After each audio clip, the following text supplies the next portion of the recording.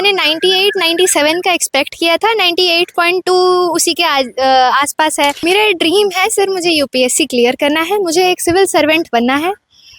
तो मैं ये एक पार्ट ऑफ जर्नी है उस चीज़ को अचीव करने के लिए। ये जस्ट मैं कहूँगी ये कि एक बेस है। आपने तैयारी कैसे की? अपनी जो आपकी तैयारी थी, आप उस दौरान क्या करती थी, है ना, अपनी रूटीन कैसे फॉलो करती थी, वो थोड़ा ये एक मिथ है कि घंटे भर में पढ़ाई नहीं हो सकती है। आपको स्ट्रैटेजी के साथ पढ़ना पड़ेगा। मतलब आप अगर डेली बेसिस पे आप अगर 12-12 घंटे बोलेंगे कि पढ़ाई करना है, तो ह्यूमन माइंड उसको नहीं एक्सेप्ट कर पाएगा। घर में अगर कौशिकी की रूटीन की बात करें तो पढ़ाई पे ही ज्यादा फोकस्ड रहती है या फिर और भी जो काम होते हैं? बचपन से ही उसका मतलब पढ़ाई आज तक हमने नहीं देखा कि 90 से नीचे था। 90 से अबव हर मतलब एलकेजी से बोलिए तो 90 से अबव भी है, इसलिए कभी हम लोग को बोलना नहीं पड़ा कि बेटा पढ़ो बोल के। डेफिनेटली कोई भी माता पिता के लिए ये एक बहुत ही हर्ष की उल्लास की समय है। नमस्कार, फॉलो अप देख रहे हैं आप, मैं आपके साथ अभिषेक पीयूष। आपको बता दें कि आज सीबीएसई 12वीं और 10वीं बोर्ड का रिजल्ट जारी हुआ है, जिसमें बेटियों की उड़ान का सिलसिला जो है वो लगातार जारी है। दरअसल 12वीं बोर्ड की अगर बात करें तो इसमें 88.39% छात्रों ने जो है वो सफलता हासिल की है। वही 10वीं बोर्ड की अगर बात करें तो 93.60% छात्रों ने सफलता हासिल की है। अभी हमारे साथ बात करने के लिए कोल्हान की आर्ट स्ट्रीम की टॉपर जो है वो मौजूद है हमारे साथ। कौशिकी पाठक हैं वो। हम सीधे उनसे जुड़ते हैं पहले और उनसे जानते हैं कि सबसे पहले तो आप कोल्हान की टॉपर बनी है, साथ ही ये आपको ये भी बता दें कि झारखंड में जो आर्ट्स का स्ट्रीम है उसकी भी ये सेकंड टॉपर है। तो हम इनसे पहले जुड़ते हैं और जानते हैं कि कैसा लग रहा है आपको कौशिकी। सबसे पहले सर बहुत अच्छा लग रहा है, मैं बहुत खुश हूँ रिजल्ट से। मैंने एक्सपेक्ट किया था, मेरा अप्रोच यही था।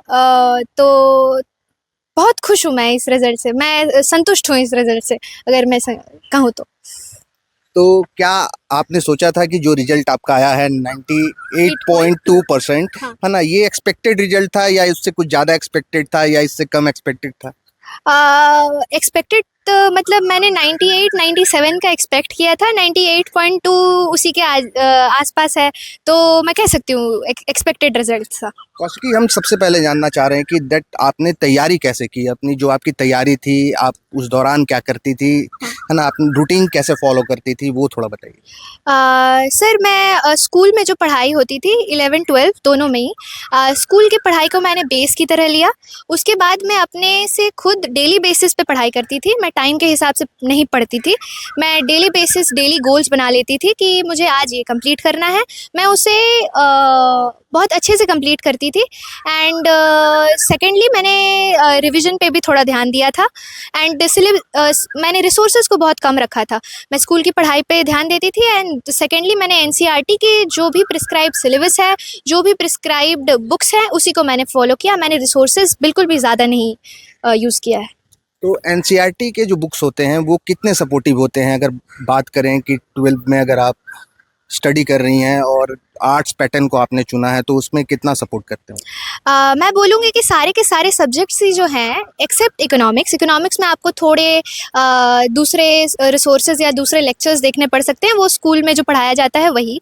बट बाकी सारे के सारे सब्जेक्ट्स आपके पूरा मींस कंप्लीट जो पेपर होता है वो 100% एनसीईआरटी बेस्ड होता है। तो आप एनसीईआरटी को तो मिस नहीं कर सकते हैं। एनसीईआरटी से ही क्वेश्चन आता है। एनसीईआरटी का जो कंटेंट है वही आपको यूज़फुल होगा सिलेबस मतलब राइटिंग के लिए भी एंड आपके कॉन्सेप्ट्स को क्लियर करने के लिए भी।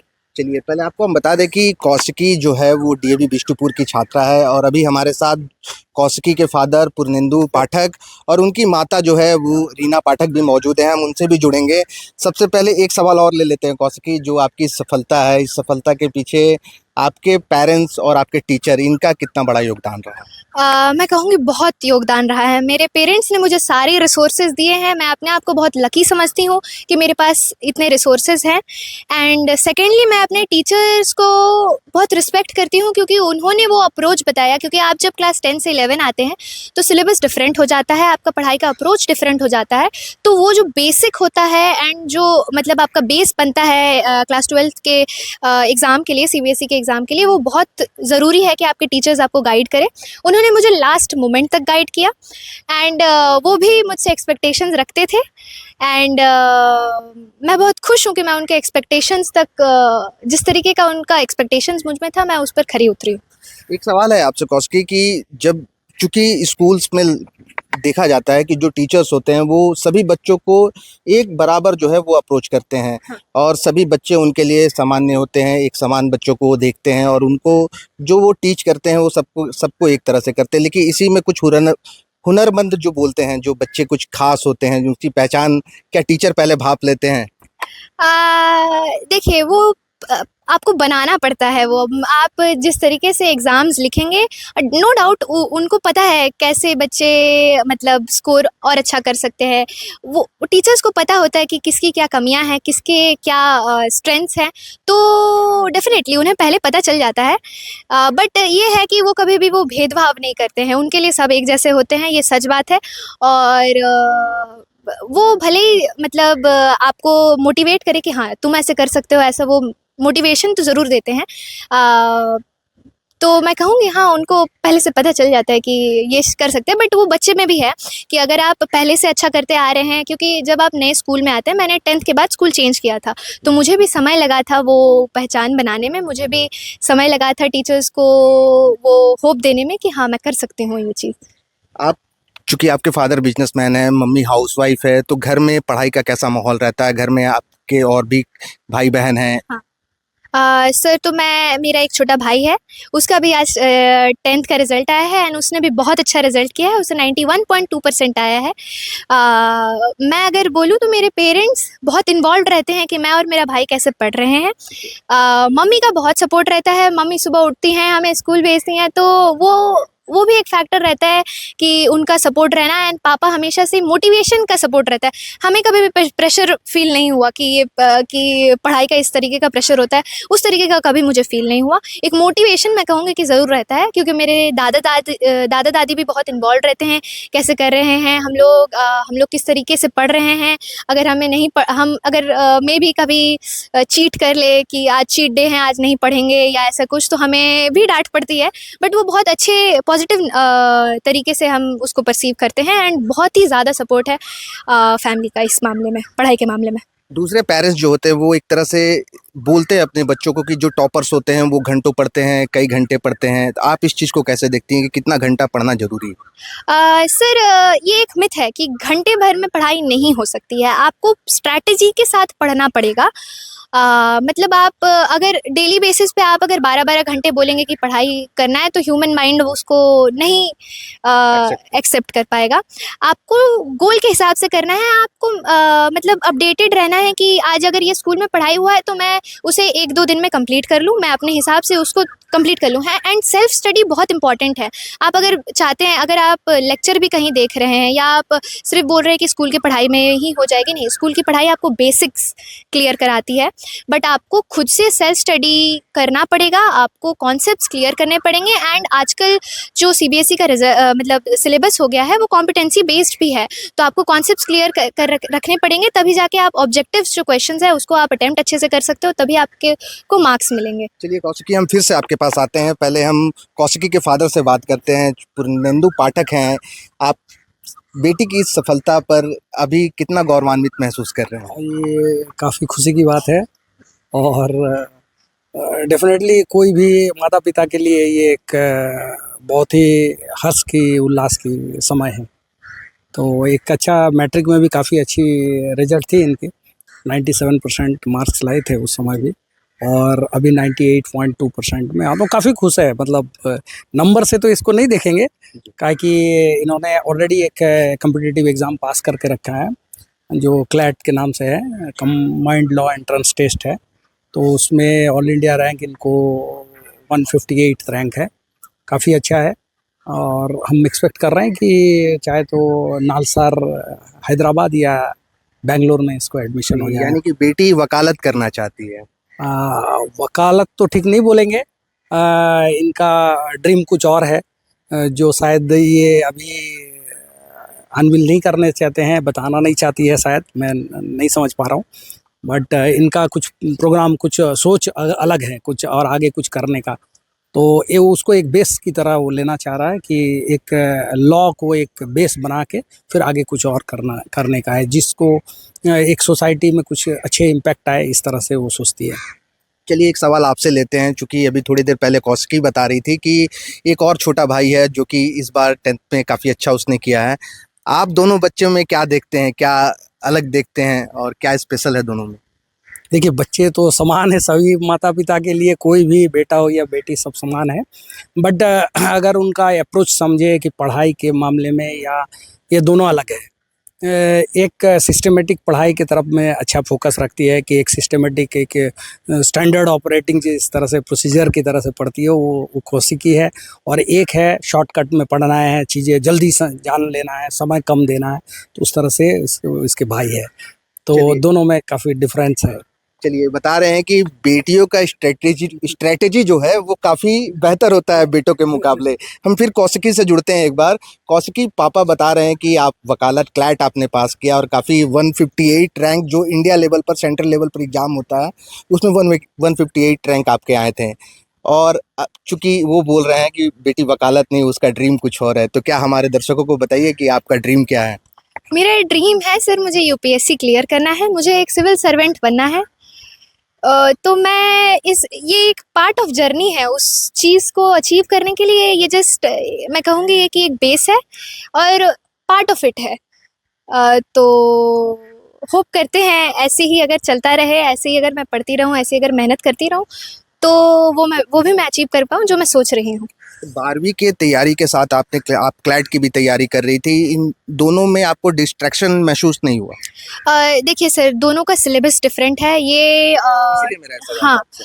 दोनों का सिलेबस डिफरेंट है। वो एक स्टैंडर्ड एग्ज़ाम हो जाता है, ये एक थ्योरी बेस्ड इसमें सिलेबस है। उसमें सिलेबस थोड़ा वेग है।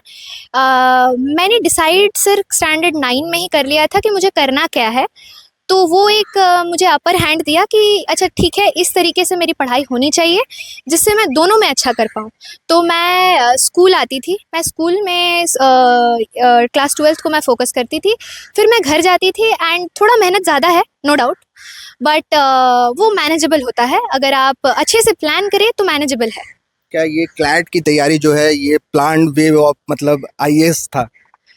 आप कह सकते हैं ऐसा, क्योंकि लॉ मुझे ऐसे ही एज अ फील्ड बहुत अच्छा लगा था। मैं बहुत इंट्रीग थी कि अच्छा ये भी एक फील्ड है, इसको भी एक्सप्लोर किया जा सकता है। पढ़ाई बहुत अच्छी होती है उसमें एंड जो भी लॉ में जो बच्चे पढ़ते हैं वो आगे जाके काम आ सकते हैं एडमिनिस्ट्रेशन में भी। अच्छा कौशिकी, आपका जो एक्सपीरियंस रहा है ना ये 12 की जर्नी को में, और जो आप यहाँ पर सेकंड टॉपर के तौर पर आप झारखंड में भी सामने हैं, तो आप जो और दर्शक आपको देख रहे हैं उनको आप क्या बताना चाहेंगे कि वो आपकी स्ट्रेटेजी से कितना सीख सकते हैं? देखिए, सबसे पहली बात तो सबका अलग अलग तरीका होता है पढ़ने का, बट अगर मेरे से कोई एडवाइस या मेरे से कोई मैसेज अगर आप चाहते हैं तो आपको मैं 2 चीज़ें बता दूं। पहला कि आप अपने रिसोर्सेज कम रखिए, सिलेबस के हिसाब से पढ़िए। सिलेबस से ज़्यादा पढ़ के या रिसोर्सेज को ज़्यादा वाइड करके कोई फ़ायदा नहीं है, क्योंकि सीबीएसई का जो एग्ज़ाम है वो एनसीईआरटी बेस्ड है। आपको सिलेबस कंप्लीट करना है, कॉन्सेप्ट क्लियर करना है। एंड सेकेंडली, आप पढ़ाई को प्रेशर की तरह नहीं लीजिए, आप चिल होकर पढ़ाई करिए। आप mental stability and mental strength रखिए कि मतलब मुझे जो करना है वो मैं कर लूँगी, इस तरीके का एक अप्रोच रखिए। 1 साल बहुत इनफ टाइम होता है सिलेबस को कंप्लीट करना एंड क्वेश्चन सॉल्व करना एंड रिवाइज करना, बहुत टाइम होता है। आप पैनिक मत करिए एंड वेल एंड गुड। अगर आप ये सब चीज़ों को ध्यान में रखते हैं तो आप बहुत अच्छा कर रहे हैं। चलिए एक आखिरी सवाल ले लेते हैं कौशिकी आपसे। आज के डेट में जो सोशल मीडिया का इन्वॉल्वमेंट है ये टीनएजर्स में काफ़ी देखा जाता है, तो जो कि आप जैसे जो हुनरमंद छात्र होते हैं, जो दूसरा एक एंगल से सभी चीज़ों को देखते हैं, आपके जीवन में सोशल मीडिया कितना इम्पोर्टेंट है और कितना यूज़ है उसका? देखिए, सोशल मीडिया का यूज़ बहुत है वो इस्तेमाल करने वाले पे डिपेंडेंट है कि वो उस चीज़ को किस तरीके से परसीव कर रहे हैं, वो उस चीज़ को किस तरीके से ले रहे हैं। देखिए क्या है कि आप सोशल मीडिया को बहुत अच्छे से यूज़ कर सकते हैं। जैसे मैंने अपने पढ़ाई में भी जब मुझे प्रॉब्लम्स होते थे तो मैं सोशल मीडिया का यूज़ करती थी। बट हाँ, आपको एक चीज़ ध्यान में रखना है, अगर आपसे कंट्रोल नहीं हो पा रहा है तो वो डिस्ट्रैक्शन बन सकता है। तो वो आपके हाथ में है कि आप उसको डिस्ट्रैक्शन ना बनने दें, आप उसको कंट्रोल में रखें। मतलब उससे आपकी पढ़ाई को कोई हानि नहीं पहुंचनी चाहिए। नहीं तो आजकल सोशल मीडिया पे रहना बहुत ज़रूरी है, क्योंकि समय के साथ चलना बहुत इम्पोर्टेंट होता है। आपको सोशल मीडिया का नॉलेज होना चाहिए, उसको किस तरीके से अच्छे चीज़ के लिए यूज़ करना है, उसको एंटरटेनमेंट की तरह कैसे लेना है, उसमें आप सोशल नेटवर्किंग कैसे कर रहे हैं, वो भी बहुत इम्पॉर्टेंट है। एंड उसमें बहुत स्किल्स भी डेवलप होते हैं, जैसे कि सोशल स्किल्स हो गया या आपके सॉफ्ट स्किल्स जो भी हो गए, वो सब में भी एक इम्पैक्ट रहता है सोशल मीडिया का। तो वो आपके ऊपर है कि आप उस सोशल मीडिया को कैसे यूज़ कर रहे हैं। चलिए, कौशिकी बताना चाह रही हैं कि सोशल मीडिया आप ज़रूर यूज़ करें, चूँकि ये जो है कई मायनों पर लाभदायक भी है, लेकिन इसे जो है अपने पर हावी मत होने दें। आप उसके ऊपर हावी रहें और ज़रूरत की जो चीज़ें होती है वो उससे निकालने की कोशिश करें। कौशिकी की मम्मी अभी हमारे साथ है, रीना पाठक है। ये एक सवाल हम छोटा सा इनसे भी लेते हैं। कौशिकी पढ़ाई में तो अव्वल दिख रही है, इसके अलावा उसे और क्या पसंद है? उसको घूमना और किताबें पढ़ना, बुक को पढ़ती है। रीडिंग। जी वो फिक्शन जो होता है ना, फिक्शन वो सब पढ़ती है, कहानी की किताबें। और घर में अगर कौशिकी की रूटीन की बात करें तो पढ़ाई पे ही ज़्यादा फोकस्ड रहती है या फिर और भी जो काम नहीं, होते हैं? और भी हमारे घर में बहुत सारे काम होते हैं, जैसे उठ के कभी पूजा कर देना, बेटा ये कर दो तो कर देती है, कभी थोड़ा सा हेल्प करना कर लेती है वो। बेटा बेटी दोनों हेल्पफुल है। ऐसा नहीं है कि खाली पढ़ाई में, ऐसा नहीं कि 24 घंटा पढ़ाई, ऐसे नहीं है। चलिए, तो आपके घर में 2 बच्चे हैं, दोनों बच्चे खेल कूद मस्ती मजाक भी खूब होता होगा? हाँ, खूब होता है ना, दादा दादी के साथ ज्यादा उनका ये टच में है। ये तो कभी कभी बाहर जाते हैं तो अकेले पड़ जाने से वो दादा दादी के साथ ही थोड़ा मतलब ज्यादा टच में रहता है। कभी ऐसा हुआ कि मतलब कि पढ़ाई के लिए प्रेशर देना पड़ा कि नहीं तुमको पढ़ना ही है, अभी बहुत हो गया, बहुत खेलना कूदना? नहीं, ऐसा कभी नहीं हुआ, कभी नहीं हुआ। बचपन से ही उसका मतलब पढ़ाई आज तक हमने नहीं देखा कि 90 से नीचे था, 90 से अबव हर मतलब LKG से बोलिए तो 90 से अबव भी है, इसलिए कभी हम लोग को बोलना नहीं पड़ा कि बेटा पढ़ो बोल के। चलिए ठीक है, अभी हमने कौशिकी पाठक जो कि कोल्हान की आर्ट्स की टॉपर है, साथ ही झारखंड की स्टेट की अगर बात करें तो सेकंड टॉपर है, हमने उससे बात की, उसके फैमिली में उसके फादर और मदर से भी हमने बात की और उसके एक्सपीरियंस को हमने आपसे साझा किया। इसी तरह की खबरों के साथ हम आपके साथ फिर बनेंगे द फॉलो अप के साथ। मैं अभिषेक पीयूष, नमस्कार। गोल, जहां 27 वर्षों के सफर में 17,000 से भी अधिक छात्रों ने डॉक्टर एवं इंजीनियर बनकर भरे सफलता की ऊंची उड़ान, जहां साधारण छात्र भी झारखंड टॉपर्स बनकर बना रहे इतिहास। दूरदर्शी शिक्षाविद श्री विपिन सिंह के मार्गदर्शन में मेडिकल एवं इंजीनियरिंग के लाखों छात्रों के लिए आशा की किरण के रूप में गोल, नेशंस लीडिंग इंस्टीट्यूट। बायोम सिर्फ मेडिकल प्रिपरेशन का संस्थान। बायोम से लगातार दूसरी बार नीट यूजी में 700 मार्क्स पार। 10th पास स्टूडेंट्स के लिए फाउंडेशन कोर्स, 11th पास स्टूडेंट्स के लिए फ्रेशर कोर्स और 12th पास स्टूडेंट्स के लिए टारगेट कोर्स 17 अप्रैल से शुरू हो रहे हैं। कॉल 7360066190 और visit Biome, circular road near women's college and Hinoo, Ranchi. thefollowup.in. Like, share, and subscribe. www.thefollowup.in